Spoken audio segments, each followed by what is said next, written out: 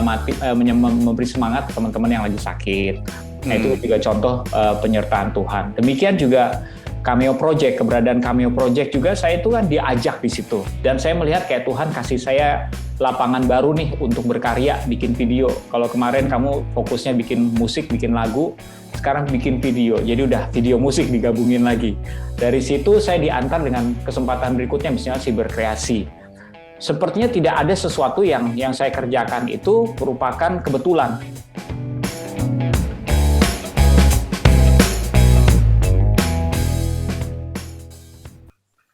Shalom, selamat siang.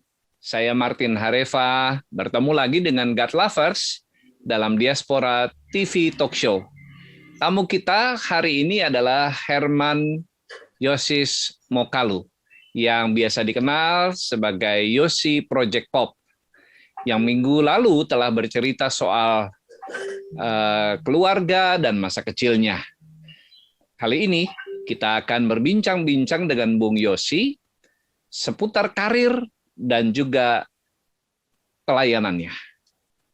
Kita sambut Bung Herman Yosis Mokalu. Shalom Bung Yosi. Shalom Pak Martin. Terima kasih untuk kehadirannya kembali di Diaspora TV. Sebelum kita mulai bincang-bincang kita siang ini, kita berdoa dulu ya. Ayo.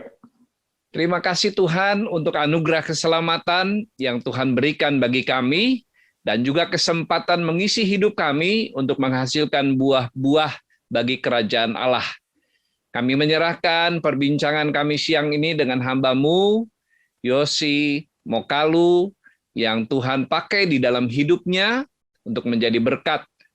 Tuhan, biarlah Roh Kudus memimpin pembicaraan kami sehingga setiap yang mendengar dan juga menyaksikan tayangan ini sungguh diberkati hidupnya, dan ada nilai-nilai yang baik, nilai-nilai kerajaan Allah yang dapat kami peroleh melalui perbincangan ini. Dalam nama Tuhan Yesus kami berdoa. Amin. Amin. God Lovers, selama bincang-bincang ini, Anda bisa memberikan saran, masukan di ruang komentar. Anda juga bisa memberikan like. Kalau suka dengan tayangan ini, bagikan juga kepada teman-teman supaya mereka diberkati. Nah, Bung Yosi, karir dimulai dengan bergabung dengan Project Pop tahun 1995. Bung Yosi dan kawan-kawan ada Ujo, Odi, Tika, Gugum, satu sudah berpulang, Oon, dan satu memilih karir di tempat lain, Hilman. Bisa cerita awal mula bisa bergabung dengan Project Pop. Dulu Project P dulu ya, kalau nggak salah. Silakan.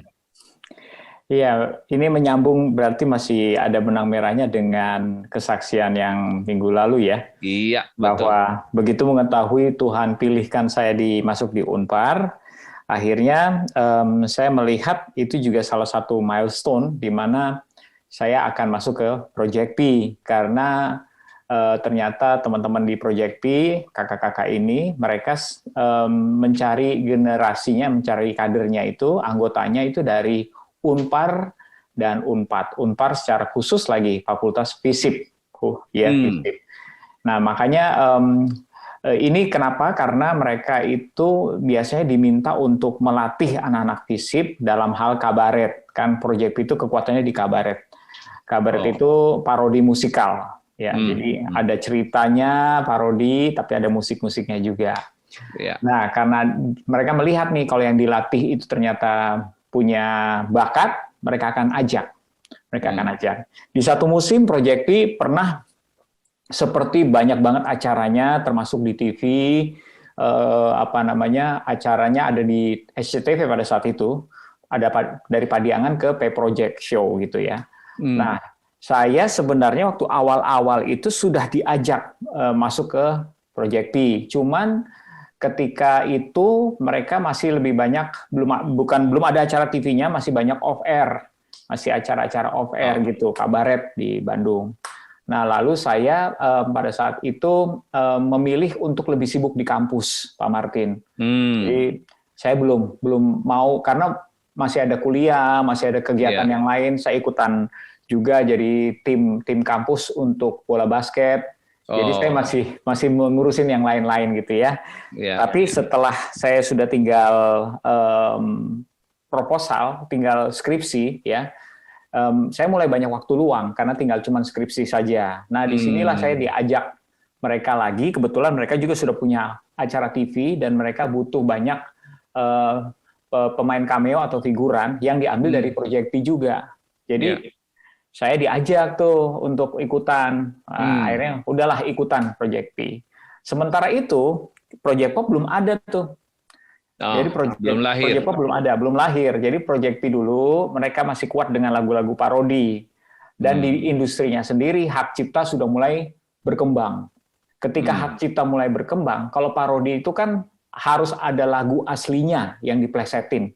Ya kalau kakak-kakak saya dulu tuh Pak Martin, mereka lagu asli ada, mereka plesetin, bikin lirik sendiri lah yang mirip-mirip. Kalau kedengeran, oh ya mirip ya, antrilah di loket, I can love you like that, mirip gitu. Ya jadi apalagi ya, tabrak lari, itu sebenarnya bidadari, lagu aslinya kan bidadari, jadi diplesetin. Kan begitu hak cipta sudah mulai awareness-nya sudah tinggi. Makanya kalau mau memplesetkan sebuah lagu jadi lebih mahal daripada sebelumnya karena distributornya minta, ya kan?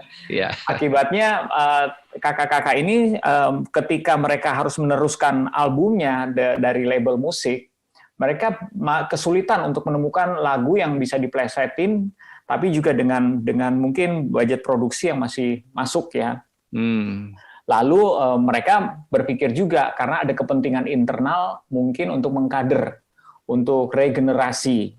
Makanya mereka bikin second line. Second line itu Project Pop. Project Pop itu bedanya dengan Project P adalah kita tidak boleh parodi sebenarnya. Jadi kita bikin album lagu komedi tapi nggak boleh parodi.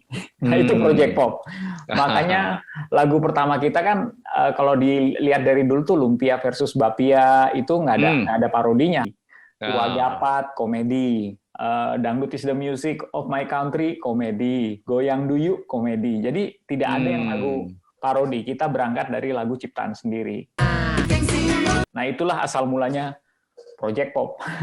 Iya. Nah dari tahun 96 Project Pop menelurkan 9 album. Ya.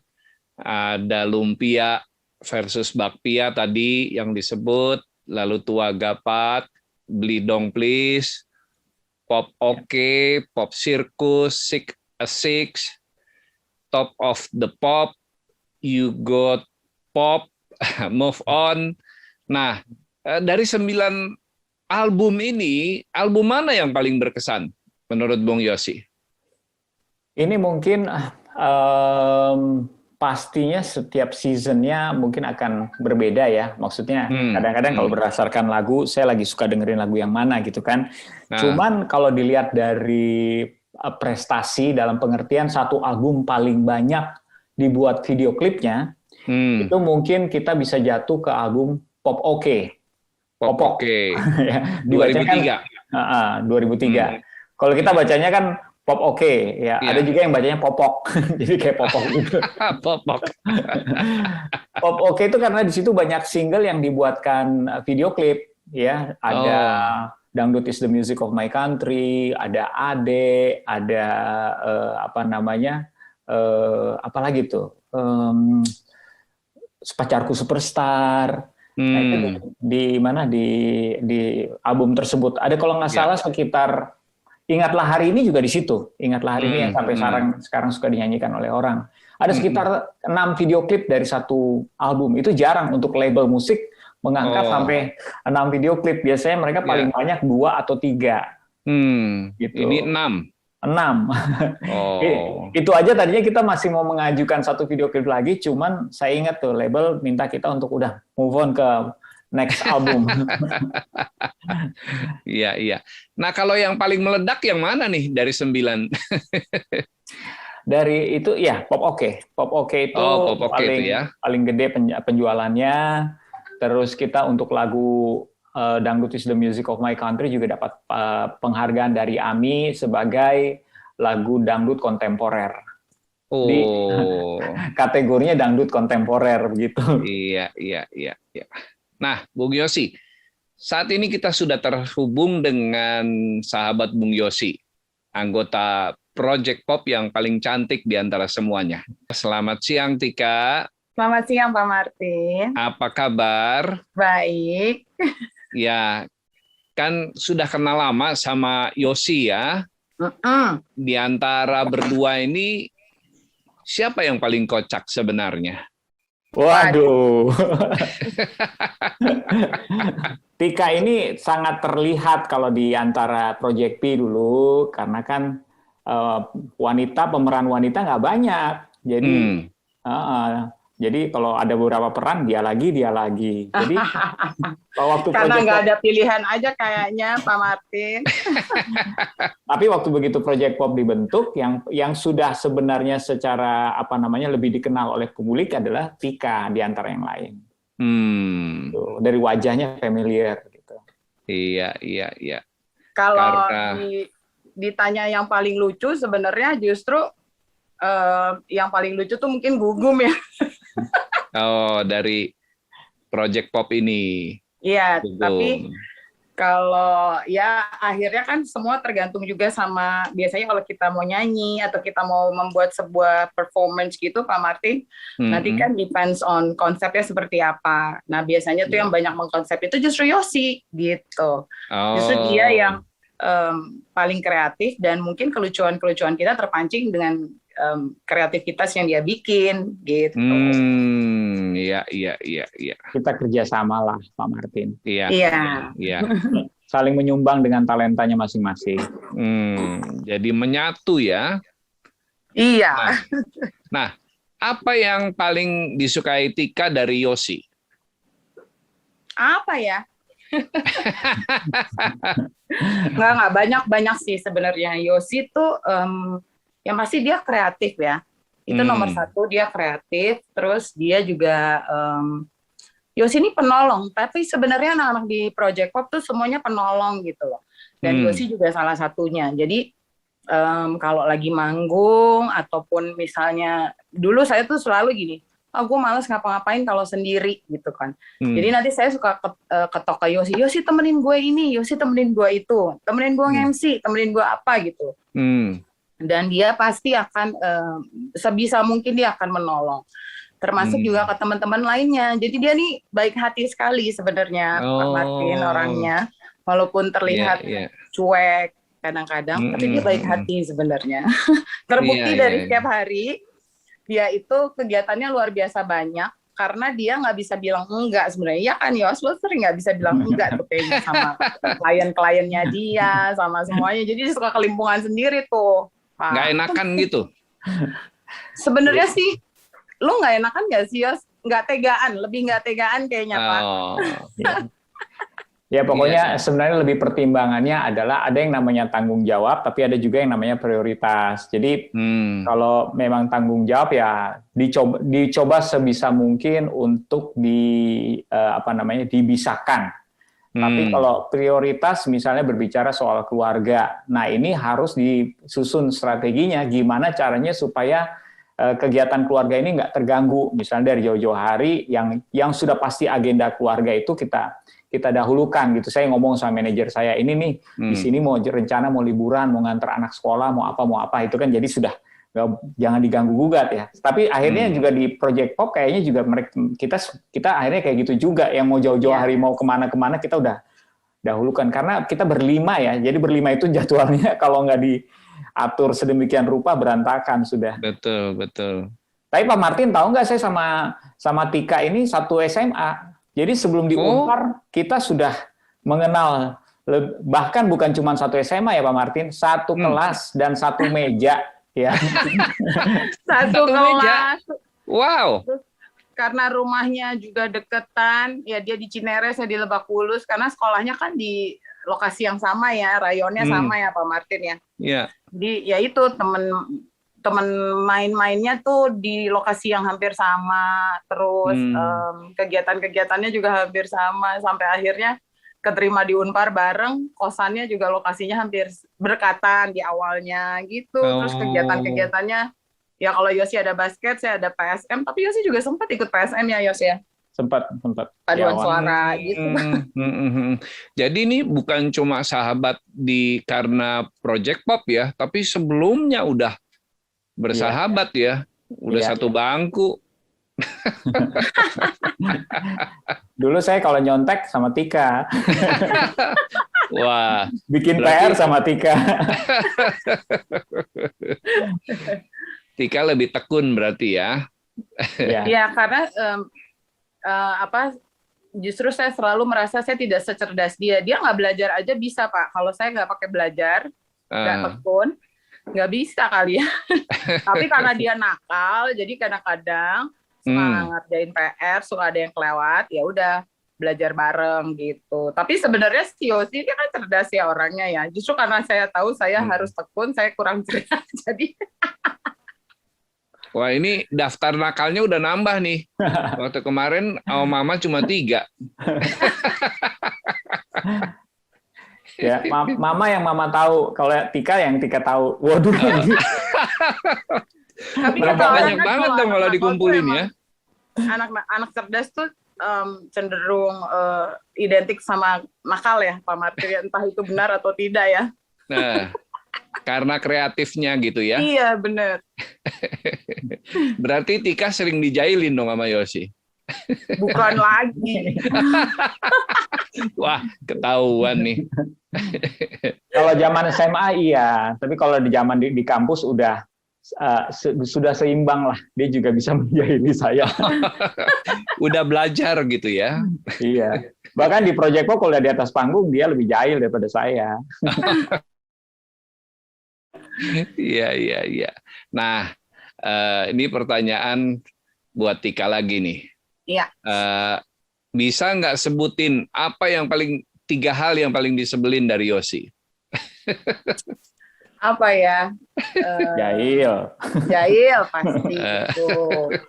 Terus dia tuh kalau udah sama gadget, kalau udah sama gamesnya, itu kayak udah kalau ada orang bilang kutu buku, dia kutu games kali ya, Pak Martin ya. Jadi dia kalau udah bosen sama sesuatu atau misalnya nggak nyaman, dia akan main games dan dia fokusnya ke sana terus gitu loh. Sama halnya dengan basket, kayaknya nggak ada yang bisa ngalahin basket gitu loh. Jadi kalau misalnya wow. kita mesti A B C D, tapi dia ngerasa bahwa dia udah duluan basket atau dia udah lama nggak basket, kayaknya semua juga bisa dianulir sama dia demi basketnya ya. Itu. Terus apa ya? Itu baru 2 hal ya, jahil. Itu terus kayaknya nggak ada lagi ya. Ya itu aja kali ya. Oh, kadang-kadang keras kepala sih.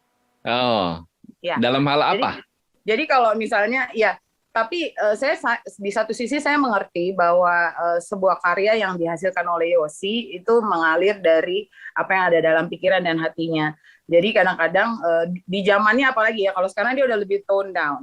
Kalau di zamannya dulu tuh kalau dia udah ngarang lagu terus kita kasih masukan seperti ini, dia agak berat tuh nerimanya. Bahkan hanya untuk mengganti 1-2 kalimat atau kata tuh dia suka kayak nggak kayak ya mungkin dia ngerasa itu masterpiece-nya dia ya, sesuatu yang sudah dia hasilkan. Jadi kan emang di satu sisi bisa kita maklumin orang membuat sebuah karya nggak mudah untuk begitu saja dirubah gitu.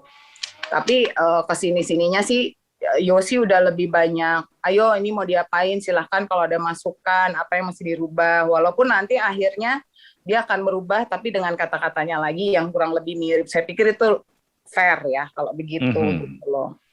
Mungkin karena dia anak paling tua tuh, Pak Martin, jadi kayak, dan di Project Pop pun kita berenam dengan almarhum Oon, semuanya anak paling bungsu. Yang anak di keluarganya. Yang anak sulung tuh cuma dia. Jadi komandan ya. Iya, iya. Nah, ini pertanyaan terakhir buat Tika nih. Apa support sebagai seorang sahabat buat Yosi yang sibuk banget? Yang pasti sih pertama sehat dulu ya Pak Martin ya, apalagi dalam kondisi seperti ini. Mungkin kerjanya memang jauh lebih mudah juga enggak, tapi lebih fleksibel karena kerjanya dari rumah, ya kan. Lingkungannya juga lebih aman. Tapi kalau terus-menerus dia juga bekerja dari satu Zoom meeting ke meeting lain, mungkin jadi bisa lupa makan, bisa jadi lupa istirahat, lupa basket. Giliran nanti dia basket, dia forsir, ya kan? Jadi sebenarnya kalau aku sih support yang utama dari aku dan teman-teman di Project Pop itu selalu Yosi sehat. Sehat jasmani dan rohaninya. Dan ya terus berkarya ya. Terus menjadi berkat bagi banyak orang, menjadi panutan banyak orang, itu ya. Terus bisa membagi waktunya dengan baik dan tepat, baik itu keluarga, pekerjaan, project pop, personal pleasure-nya dia, gitu kan. Jadi biar seimbang gitu loh, Pak Martin. Terus yang pasti pelayanan dia juga terus berjalan, makin dipakai Tuhan melalui apapun. Melalui dia bisa berkreasi di Project Pop, di Good Friends, bahkan pada saat dia main basket gitu ya, kan dia bisa jadi berkat dan terus melayani banyak orang. Itu sih. Oke, puji Tuhan. Terima kasih Tika atas kehadirannya. Sama-sama. Iya Pak Martin, terima kasih juga. Iya, kita juga doakan Tika selalu sehat. Dan terus menunggu karya-karya Tika dan teman-teman di Project Pop. Tuhan memberkati Tika ya. Iya Pak Martin, terima kasih banyak Ibu Evi dan teman-teman di sini. Terima kasih Yosi, sehat-sehat. Sama-sama. Baik, Bung Yosi. Iya. Anda juga bermain film. 2007 Medley, 2010 Laskar Pemimpin, 2011 Langit Biru, 2012 Kelar Jakarta, 2013 Tak Sempurna. Bisa cerita ke kita nih, gimana bisa bermain film, dan menurut Yosi lebih mudah mana main film sama mencipta lagu? Silakan Bung Yosi. Iya, kalau main film itu yang menjadi peran utama itu di 2 film, di Medley sama Laskar Pemimpi. Di film-film yang lain lebih kepada ke cameo. Cuman memang ini bukan sebuah pekerjaan yang saya maksudnya saya nggak menawarkan diri ada di situ. Saya tidak mencari kesempatan untuk bermain film. Kesempatannya datang, Tuhan bukakan jendelanya ya. Jadi saya main di Medley itu juga karena diajak teman. Mereka butuh pemeran utama laki-laki ya, dengan pertimbangan mereka dan kata mereka ya paling cocok saya. Laskar Pemimpi juga karena yang pemeran utamanya Project Pop, jadi ya kita sama-sama semuanya bermain di situ. Tapi kalau soal mana yang lebih gampang, ya tentu saja menciptakan lagu ya. Acting saya setengah mati itu karena saya orangnya gini ya. Saya tuh kalau kata orang-orang dekat saya less expression. Jadi ekspresinya tuh kurang dikeluarkan gitu ya. Jadi kalau bermain film itu saya benar-benar berusaha setengah mati ya, belajar dari ada acting coach-nya, ada pelatih acting-nya ya, saya belajar gitu ya. Kalau saya lihat di antara teman-teman saya, Tika, Ujo itu mungkin mereka lebih bisa berekspresi dibandingin saya. Kalau saya itu bisa bermain film tapi tidak, ekspresinya aja tuh yang masih setengah mati gitu. Kalau buat lagu saya ngalir. Kalau buat lagu saya ngalir aja gitu karena sudah mungkin itu juga talenta ya, jadi bisa ngalir begitu aja. Tapi kalau acting saya setengah mati. Itu ya. Jadi apalagi, itu kerja keras. Iya, kalau udah ada acting nangis tuh lebih sulit tuh. Kalau actingnya suruh gila-gilaan atau ugal-ugalan itu masih bisa saya lakukan. Tapi kalau udah nangis, waduh saya gimana caranya nangis ya, udah susah setengah mati. Sedangkan aktor-aktor yang bagus kan mereka bisa kayak nangis dan meyakinkan orang bahwa mereka sedang sedih. Iya. Iya. Nah, ada lagi sejumlah proyek lain, memiliki beberapa program di TV, lalu radio. Nah, semua ini kan pasti nyita waktu. Iya. Nah, bagaimana hubungan Yosi dengan Tuhan, dan bagaimana kehidupan pelayanan Anda dari sisi kerohanian? Ya, kalau sekarang saya selalu disiplin untuk kalau yang sekarang ya, disiplin untuk setiap hari itu saya ada personal time with God gitu ya, waktu-waktu yang pribadi dengan Tuhan, berdoa, mendengarkan puji-pujian sambil juga memuji Tuhan. Dan juga membaca firman-Nya. Lalu saya menulis, biasanya renungan itu saya tulis dan saya bagikan baik itu di komunitas maupun ke teman-teman yang yang ya siapa tahu mereka juga butuh bahan untuk bacaan renungan hari itu. Jadi itu yang saya lakukan sekarang untuk hubungan saya dengan Tuhan. Selain itu tentu saja saya termasuk yang percaya bahwa kita itu selain ibadah secara personal, kita juga sebenarnya bisa berhubungan dengan pencipta kita itu setiap saat. Doa itu bisa setiap saat kayak ngobrol gitu. Tuhan nih saya bentar lagi mau webinar nih. Tuhan sebentar lagi saya mau tapping nih untuk teman-teman dari GKRI Diaspora misalnya kayak gitu.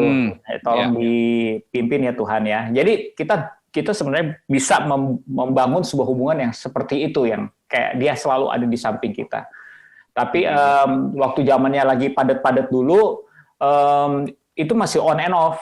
Masih dulu ya waktu acara TV-nya banyak, ada di radio juga setiap pagi, itu masih on and off. Tapi saya melihat diri saya dulu, walaupun saya tetap berusaha disiplin, tapi saya tidak sedisiplin sekarang. Kalau sekarang saya sudah bangun pagi, biasanya saya sempatkan untuk personal relationship with God. Kalau sampai pagi ada acara, misalnya kan kadang-kadang ada tuh acara yang mesti standby dari jam 8 gitu misalnya gitu ya. Jadi 7:30 itu saya udah mesti ada di waiting room untuk webinarnya. Nah ini daripada saya nanti personal time-nya terganggu, saya biasanya pindahin malam sebelum tidur. Iya. Jadi ini kunci daripada kehidupan pribadi seorang Yosi Project Pop. Membangun hubungan dengan Tuhan itu adalah prioritas, dan terus-menerus berdoa walaupun tidak lipat tangan dan tidak tutup mata, tetapi terus arti daripada terus-menerus berdoa itu seperti itu ya. Ya, yang dilakukan oleh Bung Yosi. Nah, pada tahun 2020 pernah mendapatkan cobaan yang berat. Dituduh sebagai buzzer pemerintah, lalu netizen membuli Anda habis-habisan. Gimana Anda menghadapi cobaan seperti ini? Iya. Wah, terima kasih ditanyakan Pak Martin. Saya pikir itu tidak ditanyakan. Tapi cerita-cerita seperti ini, seperti Tuhan mempercayakan sebuah kisah yang bisa memperkenalkan Tuhan lebih baik lagi buat orang lain. Jadi, di mana saya bisa mempraktekkan firman-Nya, yaitu mengasihi musuhmu. Kasihilah musuhmu. Jika ada orang yang menampar pipi kirimu, kasihlah pipi kananmu. Mengasihi di atas rata-rata. Kalau kita berbuat baik sama orang yang berbuat baik sama kita, apa bedanya? Tapi kalau kita berbuat baik sama orang yang berbuat jahat sama kita, nah itu adalah anak Tuhan, itu adalah garam dan terang dunia. Saya sebelum kejadian ini, Tuhan seperti mempersiapkan saya beberapa tahun sebelumnya, 2 tahun sebelumnya, kalau nggak salah. Karena saya ada di YouTube juga, di Cameo Project, dan Cameo Project itu terpilih oleh YouTube sebagai ambasadornya program mereka yang namanya Creator for Change. Dari Indonesia, salah satu yang terpilih adalah Cameo Project. Kita banyak saya banyak bikin video-video nasionalisme, makanya kita terpilih. Lalu dikirimlah kita ke London. Kita dikirim ke London untuk dilengkapi di sana ada kelas-kelas. Karena memang kita sebagai Creator for Change itu ambasador harus buat proposal untuk dibiayai sama YouTube. Entah itu kita proposalnya itu mau bikin program untuk Indonesia atau mau bikin video lagi, itu kita harus proposalnya harus bagus. Makanya kita dimasukin ke kelas-kelas. Nah, salah satu kelas yang saya ambil itu pembicaranya adalah seorang profesor berkebangsaan UK, tapi dia tadinya dari Suriah.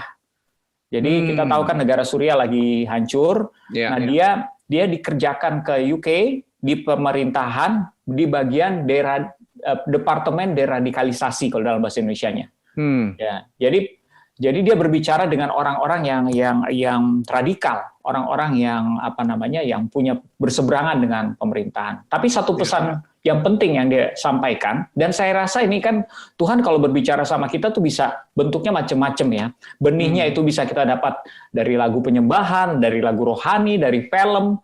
Terus kita diingatkan untuk sebuah ayat. Nah, saya dapat ini dari dia nih. Dia bilang gini, kalian nih konten kreator bagus banget sudah bikin konten video-video yang inspirasional ya, makanya kalian jadi creator for change agent. Tapi have you ever thought, pernah nggak terpikir untuk melakukan hal yang lebih jauh? Terus kita tanya, apa itu maksudnya hal yang lebih jauh? Kan video udah cukup. No, ada lagi dia bilang gitu. There is a follow through, ada follow through-nya dia bilang gitu, yaitu reaching out. I call it reaching out. Loh, bukannya video udah cukup reaching out buat orang-orang yang nonton? Dia bilang, oh belum. Dia bilang gitu, reaching out itu you talk to your audience, especially khususnya yang membenci kamu, your haters, your criticizers, dia bilang, orang yang membenci kamu, yang suka mengkritik kamu. Lalu dia bilang gini, karena mereka itu nggak semuanya dalam posisi yang sudah mengerti, mereka kebanyakan belum mengerti. Roh Kudus pada saat itu mengingatkan saya, Tuhan Yesus waktu menghadapi orang-orang yang menghina dia di atas kayu salib, juga memaafkan mereka karena bukan benar salah loh, tapi karena mereka tidak tahu apa yang mereka lakukan. Jadi saya diingatkan kayak gitu, ampunilah mereka karena mereka tidak tahu apa yang mereka lakukan. Saya diingatkan kayak gitu, oh iya ya, ini berarti di Indonesia itu banyak sekali haters, banyak sekali orang-orang yang membenci itu bukan karena agenda mereka sudah memang harus membenci orang, tapi banyak yang tidak tahu apa yang mereka lakukan. Ya, walaupun memang ada juga yang kita tahu yang memang cyber, memang sistem, memang yang sudah direncanakan untuk menyerang. Tetapi di antara sekian banyak orang yang menyerang, perhitungkanlah orang-orang yang perlu di reach out, yang tidak tahu apa yang mereka lakukan. Makanya begitu saya menghadapi kasus ini, kebetulan kasusnya berdekatan dengan mencuatnya isu buzzer pemerintah yang 90M, ya kan? Lalu seorang narasumber mengkaitkannya dengan kata influencers dari program siberkreasi, yaitu School of Influencers. Nah, narasi yang dikemas adalah dikaitkan influencers itulah buzzers. Padahal influencers dalam program tersebut adalah influencers digital talent lokal, di mana program siberkreasi adalah melengkapi digital talent lokal supaya bisa menjadi influencers yang baik. Jadi nggak ada hubungannya dengan pro pemerintah, nggak ada hubungannya. Tapi memang gini, saya membuat juga video untuk menjelaskan semuanya. Nah, saya menemukan, walaupun sudah ada video yang menjelaskan semuanya supaya orang tidak ikut-ikutan teriak maling karena cuma ikut-ikutan aja. Di video saya kayak gitu analoginya. Tetapi saya menemukan banyak juga yang memang orang yang tidak peduli dengan video. Mereka juga cukup membaca judul-judul dari sebuah berita dan langsung menyerang. Nah, tugas saya kan bukan untuk merubah orang. Saya tidak bisa merubah orang, saya cuma sudah memberikan fasilitasnya, ada videonya silahkan nonton. Tapi kalau masih mau membenci dan mau sumpah serapa, itu kan karena saya lihat ada juga loh yang mengutuk ya. Mereka itu bukan cuma masuk ke sosial media saya, ada juga yang masuk ke sosial media istri saya dan anak-anak saya. Wow. Itu, jadi Tuhan mengingatkan, kamu dulu saya pernah kasih ini benih. Jadi profesor tuh ngomong apa? Dia bilang gitu. Jadi selain kita reach out sama mereka, tell them this, dia bilang gitu. Kasih tahu sama mereka, it's okay to be different, nggak apa-apa berbeda. Ya, you can always merasa diri kamu benar, it's okay juga. Ya, jangan fokus ke sana, fokusnya sama benih yang akan kamu kasih sama mereka. Jadi saya kasih benih ini karena profesor tuh bilang kayak gini, tell them because you and I are one blood, one country, I love you. Jadi profesor itu ngajarin saya untuk kasih benih kasih. Sebenarnya kalau benih kan kita percaya itu tidak akan sia-sia. Perkataan Tuhan tuh tidak akan sia-sia. Jadi itu yang Tuhan kasih sama saya. The way I see it, ini adalah kesempatan saya untuk merangkul mereka, untuk mengajak mereka ngomong baik-baik dengan kasih. Dan di ujung dari kalimat saya dalam argumentasi kita, dalam berdialog, saya selalu gitu. It's okay to be different. Kalau bro atau kalau sis masih nggak percaya juga nggak apa-apa. It's okay. But just remember, I love you for that. I love you because we are one country. Nah itu menurut saya Tuhan cuma memberikan saya sebuah cerita untuk menjadi sebuah kesaksian. Saya percaya sebenarnya hampir setiap masalah kita itu semuanya ujung-ujungnya adalah kebaikan.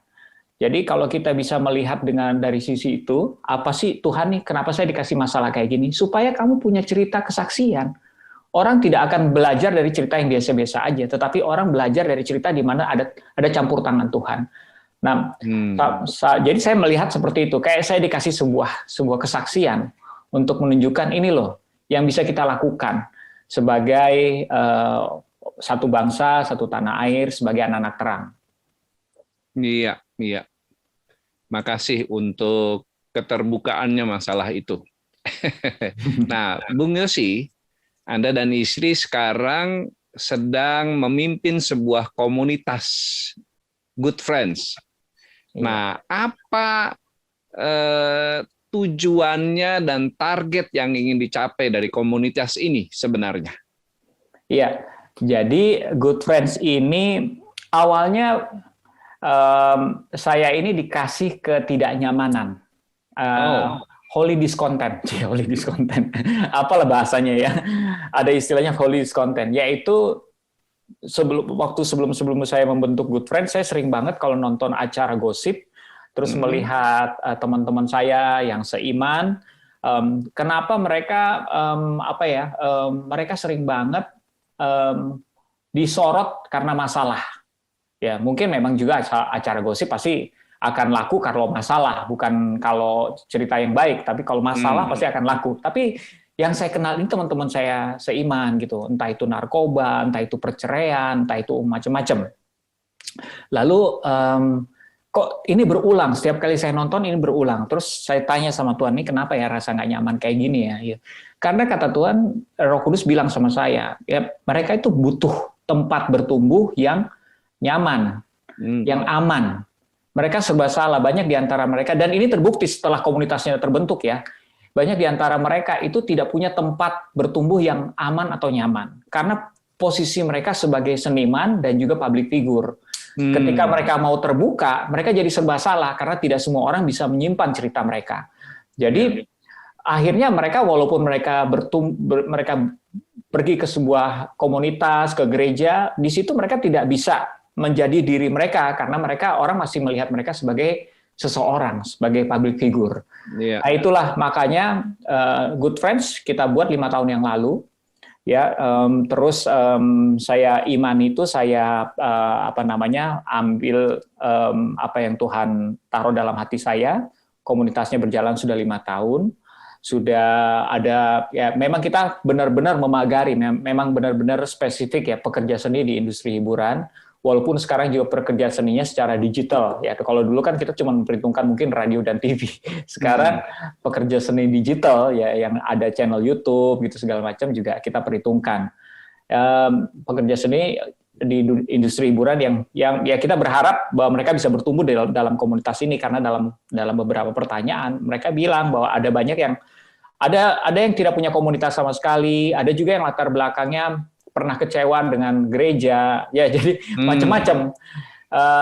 Akhirnya ya udah, kita sebagai komunitas kita mau bertumbuh bersama, menjaga rahasia dan cerita teman-teman semuanya di Good Friends Community. Dan visi yang Tuhan kasih sama kita adalah kita melihat pekerja seni yang berdampak bagi dunia tapi berkarakter Kristus. Itu visinya.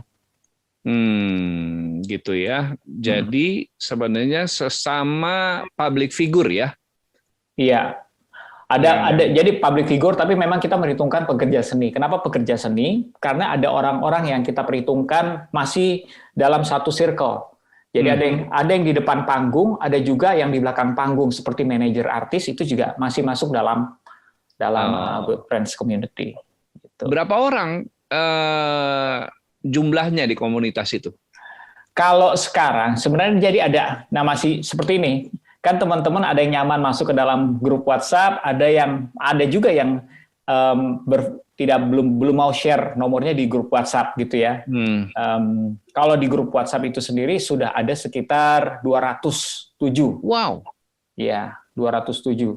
Kalau di yang tanpa di grup WhatsApp juga ada beberapa puluh lah. Jadi cukup besar sebenarnya gitu loh.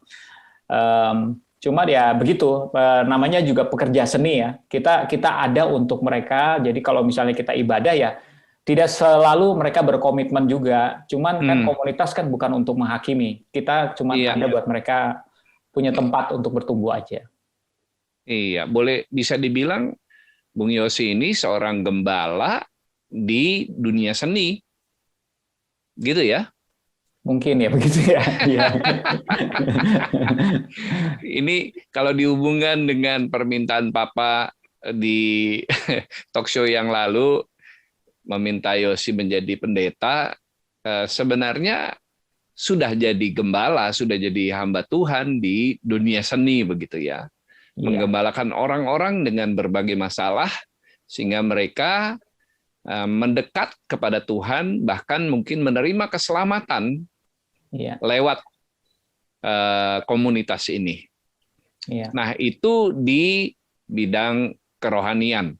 Nah, soal nasionalisme Anda juga sangat radikal.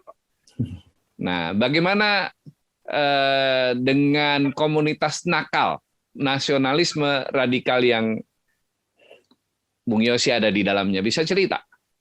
Iya, terima kasih Pak Martin. Kalau nasionalisme ini salah satu kepedulian yang paling tinggi mungkin kalau saya mesti urutkan jenis-jenis masalah sosial gitu ya, yang paling tinggi buat saya adalah masalah kebersamaan atau nasionalisme.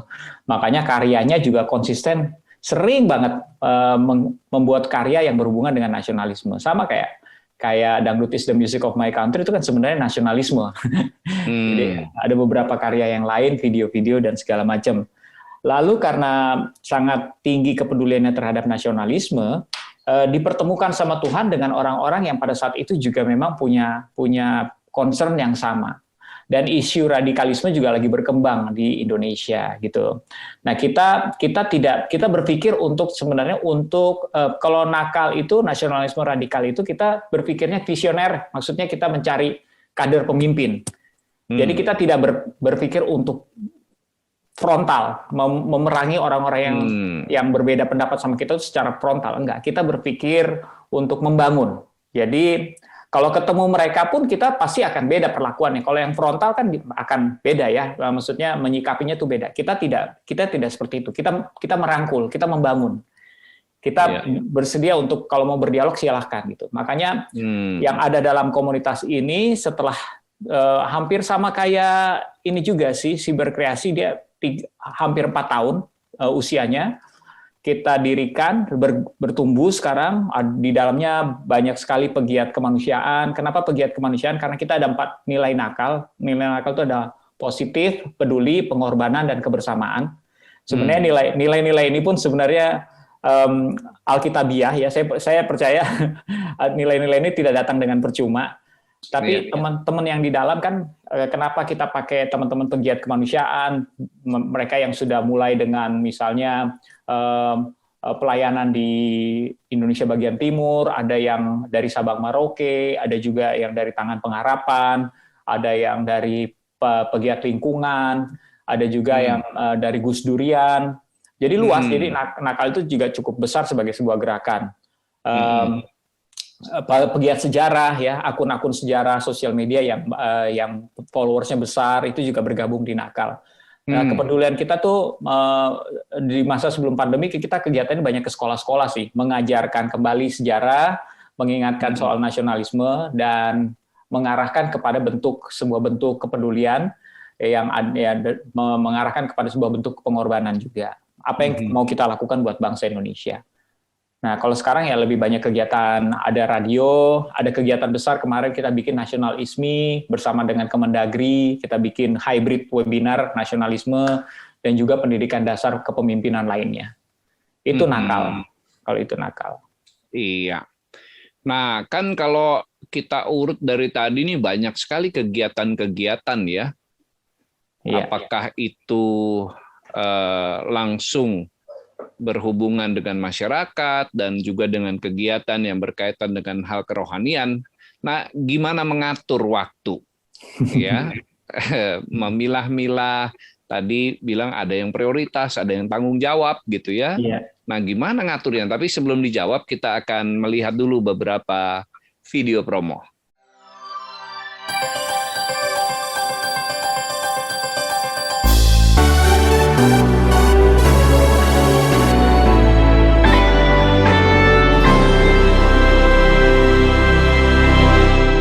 Pesan Tuhan ini kembali bergema buat kita.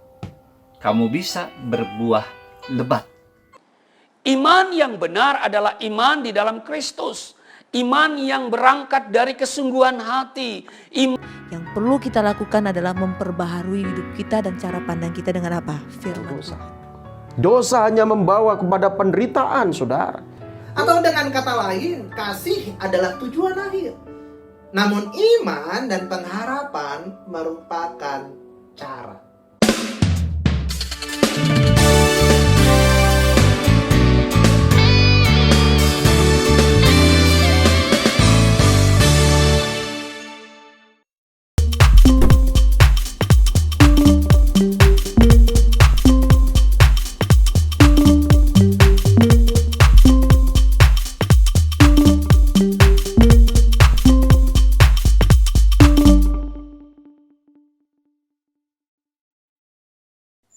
God Lovers, demikian tadi informasi soal renungan yang Anda bisa dapatkan setiap pukul 7 pagi. Dari hari Senin sampai dengan hari Sabtu. Di layar kaca Anda, ada juga informasi rekening dari QRIS yang bisa digunakan jika God Lovers tergerak untuk mendukung program penjangkauan jiwa melalui Diaspora TV. Nah, Bung Yosi, bagaimana Anda menyeimbangkan antara kegiatan-kegiatan Anda yang sangat penuh itu? Silakan. Iya. Jadi menyikapinya seperti ini, karena saya sendiri kan melihat beberapa kegiatan ini kayak Tuhan berkati sehingga berkembang. Ya, Project Pop 25 tahun di industri musik sampai hari ini. Di saat dimana kita melihat teman-teman kita yang lain yang pelaku industri musik cukup struggle, kita masih bisa melihat ada pemeliharaan Tuhan untuk Project Pop gitu ya. Masih dikasih ide, bikin lagu, berkarya, orang masih bisa melihat eksistensi. Karena kalau pekerja seni itu jendela itu penting banget. Kayak misalnya terakhir lagu Cepat Sembuh yang buat Oon, sekarang dipakai menjadi lagu Cepat Sembuh untuk memberi semangat teman-teman yang lagi sakit. Nah, itu juga contoh penyertaan Tuhan. Demikian juga Cameo Project, keberadaan Cameo Project juga saya itu kan diajak di situ. Dan saya melihat kayak Tuhan kasih saya lapangan baru nih untuk berkarya, bikin video. Kalau kemarin kamu fokusnya bikin musik, bikin lagu, sekarang bikin video. Jadi udah video musik digabungin lagi. Dari situ saya diantar dengan kesempatan berikutnya, misalnya siberkreasi. Sepertinya tidak ada sesuatu yang saya kerjakan itu merupakan kebetulan. Jadi karena menyadari segala sesuatu yang Tuhan taruh dalam kegiatan saya ini bukanlah sebuah kebetulan, saya melihat ada tanggung jawabnya di situ. Jadi saya balikin lagi sama Tuhan. Tuhan, kalau saya diberikan tanggung jawab ini, saya nggak bisa nih kalau cuma menggunakan kekuatan saya, sudah pasti kita harus, saya kembali lagi ingat kan, memang dalam segala sesuatu kan saya berpartner nih. Dalam hal itu saya butuh nih hikmatnya. Katanya Tuhan akan menyediakan hikmat buat orang yang meminta hikmat, mencari hikmat. Jadi karena itu saya tanya nih, bagaimana caranya saya membagi waktu, bagaimana saya bisa memimpin di setiap tempat ini, melayani di setiap tempat ini. Lalu Tuhan bilang, kalau di beberapa tempat itu kamu sudah tugas kamu tidak langsung tugas kamu adalah menyiapkan pemimpin. Jadi kamu sudah tidak berurusan dengan hal-hal yang lebih detail. Kamu grooming pemimpin. Nah, disitulah saya melihat bahwa ini caranya saya supaya bisa tetap berkontribusi di tempat tersebut, tapi waktunya juga tidak terlalu banyak. Saya kasih contoh misalnya di Cameo Project. Di Cameo Project saya adalah creative director, tapi di situ saya punya teman-teman yang lain yang bisa saya persiapkan untuk mengerjakan hal-hal lain yang ketika saya tidak bisa ada di situ, menyiapkan pemimpin. sama halnya kayak di Good Friends Community. Saya sudah buat beberapa departemen di situ. Ada yang melayani di bagian departemen pria, departemen wanita, gitu ya. Ada juga yang bagian ibadah, bagian discipleship, hospitality. Udah kayak gereja sebenarnya. Itu dia. Tapi saya grooming pemimpin, saya persiapkan. Jadi para pemimpin-pemimpin inilah mereka yang akan menjalankan program yang mereka presentasikan sendiri. Jadi saya tidak terlalu khawatir dengan, waduh saya belum ngapa-ngapain nih, di situ saya belum punya banyak waktu, karena sudah ada pemimpin yang Tuhan percayakan, Tuhan bantu saya untuk grooming, gitu. Di tempat lain juga siberkreasi, saya punya teman-teman yang ada di sekretariat, di mana jadi saya menjalankan fungsi saya, memberikan komando sama mereka dan mengevaluasi. Di Project Pop saya juga sebenarnya posisinya di situ sebagai pemain tapi juga sebagai director. Mereka pilih saya jadi director untuk sudah lama nih, nggak ada yang mau gantiin juga. Jadi tapi ya itu, saya sudah tahu apa yang harus saya lakukan tanpa harus menghabiskan waktu dengan percuma. Jadi efektif. Jadi saya bersyukur bahwa Tuhan bantu banget sih dalam saya berkontribusi di setiap tanggung jawab yang Tuhan percayakan. Memang kalau saya menggunakan kekuatan saya sendiri nggak mungkin. Tapi hikmat Tuhan tuh kayak misalnya ngasih tahu saya, udah bikin persiapkan pemimpin baru. Udah ini ngerjainnya kayak gini. Jadi saya tidak stres gitu dengan banyak itu. Tanggung jawabnya banyak, tapi semuanya bisa berjalan dengan baik. Oh, jadi kebergantungan kepada Tuhan itu menjadi kunci ya, bisa mengatur waktu dengan baik. Ya, betul. Nah, Bung Yosi, ada orang yang bertanya, Bung Yosi ini kan banyak menciptakan lagu-lagu sekuler. Ya. Nah, ada nggak lagu rohani yang diciptakan atau yang akan diciptakan? Ada yang jadi gini, memang lagu yang banyak saya ciptakan memang lagu-lagu sekuler karena saya ada di Project Pop kan. Iya. Walaupun beberapa lagu itu saya percaya sebenarnya values-nya juga biblical. Di Project Pop itu ada satu lagu judulnya Syukur. Itu ya memang inti isinya dari lagu tersebut adalah bersyukur sama Tuhan. Cuman memang karena Project Pop ya kita tetap kemasannya harus komedi. Nanti kalau misalnya Bung Apollo mau menempelkan lagu tersebut sini boleh, silakan diedit aja nanti. Iya bagus juga tuh. Nah, ada juga lagu yang saya buat bersama komunitas di Good Friends, itu judulnya adalah Good Friends. Judulnya Good Friends.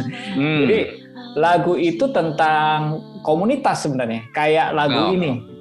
Inspirasinya dari lagu apa? Lagu ini yang saya suka banget. Hari ini ku rasa bahagia berkumpul bersama saudara seiman. Nah, tapi ini versi yang lebih kekiniannya lah. Jadi bikin lagu untuk komunitas, mempercayakan. Sebenarnya nilai-nilai rohani itu sudah dimasukkan di dalam beberapa lagu ciptaan Bung Yosi ya.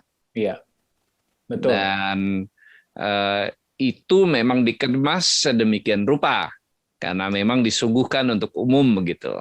Nah, Bung Yosi, dalam kondisi pandemi seperti ini banyak orang yang putus asa, kehilangan harap. Nah, apa yang Bung Yosi pikirkan di dalam situasi selama 1,5 tahun ini? Silakan. Ya, sebenarnya pandemi ini satu hal yang sangat kalau kita bicara soal kondisi dan situasi eksternal ya, yang sangat dominan adalah sepertinya semua orang ini ditarik untuk berkembang dengan cepat dalam digital teknologi. Jadi memang pemerintah sendiri dan secara perilaku masyarakat dunia sendiri sudah memang sedang menuju ke masyarakat digital. Semuanya ya mengikuti perkembangan yang ada, masyarakat digital. Secara Indonesia, secara nasionalisme kita juga mempersiapkan itu. Makanya kalau tugasnya pemerintah kan membangun infrastrukturnya supaya dari Sabang sampai Merauke bisa menikmati fasilitas digital yang sama. Sudah tidak ada lagi daerah yang tidak terjangkau oleh internet, misalnya seperti itu. Yeah. Tetapi di sisi lain, masyarakatnya harus bisa memiliki kecakapan digital yang berkembang supaya bisa semakin kecil pelanggaran digitalnya, cybercrime-nya. Nah, pandemi juga apalagi, pandemi ini membuat orang jadi semakin digital karena aktivitasnya di rumah kan. Saya melihat bahwa digital teknologi dan juga fasilitas-fasilitas pendukungnya ini seperti Tuhan persiapkan untuk kita yang akan hidup di masa pandemi ini. Tetapi dengan semakin digital, tidak semuanya itu buruk ya. Percepatan informasi yang kita dapat maupun kita sebar itu kalau kita punya sebuah perilaku yang dewasa pasti juga akan berlangsungnya baik sebenarnya gitu loh. Menyebarkan kabar baik daripada menyebarkan hoax misalnya, seperti itu. Nah, pandemi harus dilihat sebagai, memang kalau saya melihat bahwa segala sesuatu itu tidak ada yang kebetulan karena memang Tuhan sudah rencanakan, saya melihatnya seperti itu. Tuhan sepertinya ingin mengajak semua masyarakat itu beralih kepada digital, menyesuaikan dengan perubahan zamannya ya. Mungkin juga ini tanda-tanda akhir zaman kali ya Pak Martin ya, karena kita tahu ketika Injil sudah tersebar ke seluruh dunia, ya betul, Tuhan akan datang kan. Iya. Dan itu dimungkinkan secara digital. Kalau zaman dulu kita gimana caranya mau kirim orang kemana-mana gitu, apakah harus ada mercenaries yang kemana-mana gitu ya. Iya. Ya jadi susah gitu kan. Tapi sekarang oh iya ya bisa ya secara digital ini kabar baik ini bisa kemana-mana, ya kan. Jadi saya rasa memang ada peranan Tuhan untuk membuat kita mengikuti perubahannya. Tapi yang mesti kita lihat di sini adalah menyikapi perubahan itu seperti apa. Karena gini, zaman ini selalu berubah, tapi Tuhan tidak berubah, ya kan? Kita selalu berubah, tapi Tuhan tidak berubah. Makanya kalau kita terbawa oleh kekhawatirannya, karena setiap perubahan itu pasti akan menghadirkan banyak challenge, banyak tantangan baru. Kalau kita terbawa oleh perubahannya, kita terbawa dalam hal perubahannya bukan dalam hal yang positif ya, dalam hal kesulitan beradaptasi dengan challenge dan tantangan tersebut. Mungkin kita jadi melupakan peranan Tuhan dalam sebuah perubahan. Tapi kalau kita fokus kepada bahwa ini perubahan terjadi tapi Tuhannya tidak berubah, Tuhannya tetap sama, berarti saya tinggal cari ke siapa nih untuk jawaban dan untuk menyesuaikan diri. Ya pasti ke Tuhan, kemana lagi? Kalau sama kayak misalnya, ya kita tahu kan pandemi ini kan infodemik ya, udah pandemi plus infodemik ya, orang double khawatir tuh. Ada COVID-19, ada info-info yang hoax, yang palsu. Jadi itu kan sumber informasi yang membuat kita semakin sulit percaya sama sesuatu. Ini kan kita di masa seperti itu ya, sumber informasi yang valid aja kita nggak percaya karena berita, laman-laman berita itu karena mereka bersaing dengan laman berita yang lainnya. Kecepatan mereka share informasi pun suka salah. Kenapa? Karena mereka bersaing juga gitu ya. Saya pernah lihat yang kemarin tuh ada salah satu yang salah mengambil foto. Jadi ada satu orang yang lagi viral, namanya kebetulan sama, dia ngambil fotonya dengan nama yang sama tapi orangnya bukan itu. Tapi ini sumber berita yang valid. Cuma bedanya kalau dia sumber berita yang valid, mereka cepat klarifikasi kan, mereka cepat revisi. Cuman yang mau disorot di sini adalah ini di masa pandemi ini sebenarnya di masa di mana orang semakin sulit percaya sama semua sumber berita. Nah, ini sangat mempengaruhi perilaku. Orang bisa depresi, orang bisa stres. Saya cuma mau mengingatkan lagi, ada loh sumber informasi yang absolut, yaitu firman Tuhan. Sebenarnya begitu pandemi mengenai kita, yang kita makin pegang erat-erat adalah firman Tuhan. Karena Tuhannya tidak berubah, firman-Nya juga tidak berubah. Dia turut kayak hujan. Dia akan cari sampai itu selesai, firman tersebut selesai. Dia akan menyuburkan, dia akan menumbuhkan, dia akan membuat itu berbuah. Sama, kalau firman Tuhan kita pegang, baik itu di masa sebelum pandemi maupun di masa pandemi, percaya firman Tuhan tersebut akan menyuburkan, menumbuhkan, bahkan membuat kita berbuah di masa pandemi sekalipun. Amin. Nah, itu yang saya terapkan. Makanya saya melihat diri saya, kenapa pandemi ini saya berharap tadinya pandemi itu mungkin bisa kayak banyak orang gitu ya, punya banyak waktu untuk nonton. Saya belum banyak waktu untuk nonton, masih sibuk berkontribusi. Tapi saya tidak komplain karena saya melihat bahwa memang Tuhan sebenarnya ingin kita melihat bahwa pandemi pun setiap kita itu Tuhan kasih manfaat dan kegunaan di musim ini. Jadi fokus sama manfaat dan kegunaannya, jangan fokus sama kekhawatirannya. Gitu. Iya. Terakhir nih, Bung Yosi. Apa yang ingin Anda sampaikan kepada God Lovers untuk bisa menghadapi masa-masa yang sulit ini? Ya, Pertama, memang kita cuma bisa mengendalikan ketenangan kita dengan damai sejahtera. Tapi bukan damai sejahtera yang sembarangan, damai sejahtera dari Tuhan. Ya, dengan berserah sama Tuhan, mengizinkan Roh Kudusnya lebih berkuasa atas kita untuk memimpin kita. Kan dikatakan damai sejahtera itu melampaui segala akal. Akal itu masalahnya, kalau tidak dilampaui oleh damai sejahtera, cenderung membawa kita kepada kekhawatiran. Kenapa? Karena akal itu logis, ya, berpihak kepada logika. Wah, kalau kita gini pasti tambah parah, tambah mati, apalah gitu, resiko yang berat itu membuat kita jadi khawatir. Logika bisa membuat kita jadi khawatir. Tetapi pengharapan dan damai sejahtera itu bergantung sama Tuhan, itu memberikan kita rasa yang lebih tenang, yang lebih bisa bisa lebih beradaptasi dengan segala situasi. Makanya di masa pandemi ini kita tidak bisa memfasilitasi kekhawatiran kita karena kita cuman bersandar kepada logika kita. Tapi kita harus memfasilitasi damai sejahtera, membiarkan itu bekerja di dalam hati dan pikiran kita lewat Roh Kudus, supaya kita tidak terlalu terpengaruh dan terikat oleh akal, ya, karena damai sejahtera itu melampaui akal. Supaya kalau sudah tenang, orang sudah tenang, sudah tahu tuh apa yang dia bisa lakukan. Ya. Tugas Tuhan tuh memelihara kita. Tugas kita itu mencari kegunaan kita. Iya. Terima kasih banyak Bung Yosi untuk nasihatnya bagi God lovers, yaitu hadapi dengan damai sejahtera dari Tuhan. Jadi bukan damai sejahtera yang kita buat-buat, tetapi yang berasal dari Roh Kudus, Roh Allah. Sehingga kita bisa mengatasi situasi ini. Yes. Terima kasih banyak Bung Yosi, sukses untuk keluarga, Terima untuk kasih, karir, Pak. untuk pelayanan. Amin. Dan kita doakan sehat terus. Dan kita menunggu karya-karya besar lain yang akan menginspirasi Indonesia dan juga gereja Tuhan. Amin. Sampai ketemu lagi Bung Yosi, Tuhan memberkati. Sampai ketemu lagi Pak Martin, sehat selalu, Tuhan memberkati juga. Amin, terima kasih. Shalom. Shalom. God lovers, demikian tadi bincang-bincang kita dengan narasumber yang luar biasa, Yosi Project Pop. Semoga bisa menginspirasi saudara semua yang menyaksikan tayangan ini. Dan silahkan berbagi video ini jika saudara diberkati, sehingga orang lain banyak yang diberkati juga. Jika ada saran, nama tamu yang ingin kami hadirkan, bisa juga ditulis di kolom komen. Dan sekali lagi, yang belum subscribe, silakan subscribe channel Diaspora TV. Sampai bertemu pada talk show berikutnya. Tuhan memberkati.